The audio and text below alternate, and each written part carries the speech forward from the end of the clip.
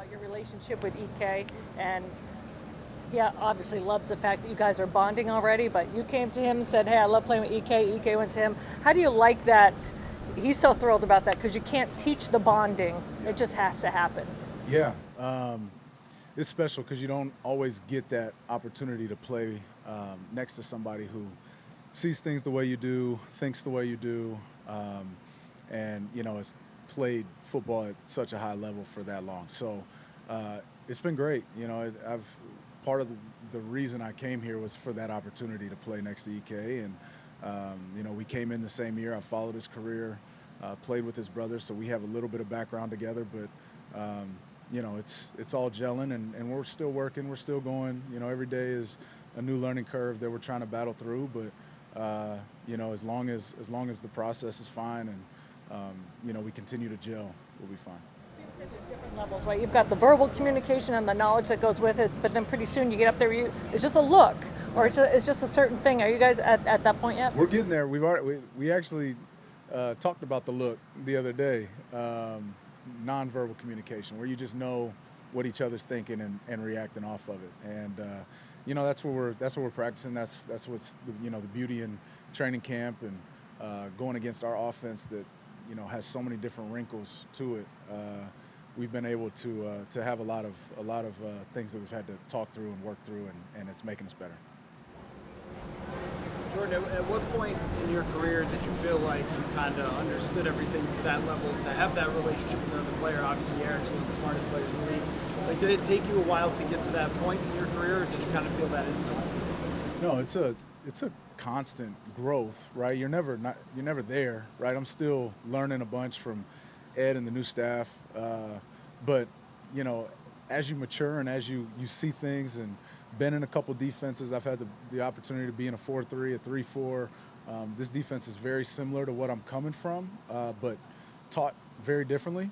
But it's concepts, it's conceptual, and some guys. I've been in defenses where it's more mannish, and some defenses where you can pass things off, and all that feel is just from experience and how you've been taught, and luckily EK and I are on the same page. So again, like I said, it's working out. Taught differently in what ways? Well, there's different principles within calls, and everybody's got a cover 1, cover 2, cover 3, cover 4. Everybody's got the same coverage. It's just how you've been taught within that coverage to see things and play different route concepts and play the run. So again, like I said, I've been in multiple schemes, been taught differently, and he sees things very similar to the way I do. How do you view a first preseason game? I know it's different when you're with a different team, right? And you're learning different schemes, like you're saying. But how do you mentally approach your first preseason game? Yeah, well, it's the first opportunity you really get to put on the pads and go against somebody else. So I try to approach it game-like. Who knows how many snaps you'll be playing. So try to approach it as game-like as possible and get that run through before week 1. You guys hang out outside of the facility? Have you guys cultivated that relationship all here, or is it outside as well? Yeah, luckily I came into a linebacker room that's really tight. They've done a great job, building that off the field relationship and making sure that that's an emphasis. So yeah, we've all been together off the field, yeah, quite a bit, especially during OTAs when we had a lot more time. Yeah, it was good. Every team wants to be one that forces turnovers and collects the takeaways, but what can separate the 1-2 from the ones that actually stack them up? Emphasis. Since day one, we've emphasized, getting the ball, attacking the ball, and, visualizing it outside of here so that when you're on the field, it becomes natural. So, and we're not stopping that emphasis.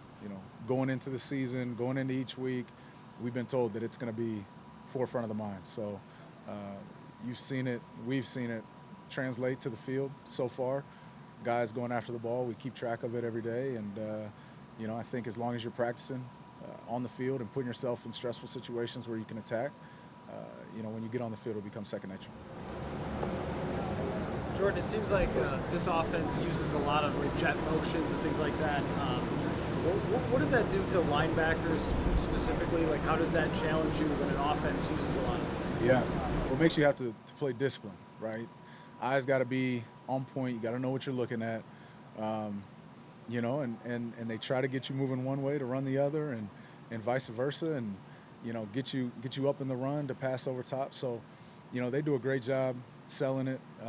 But for a linebacker, it's difficult. It's part of the evolution of this offense and what makes it so hard to go against. Sweet. Thanks, guys. Thanks, Jordan.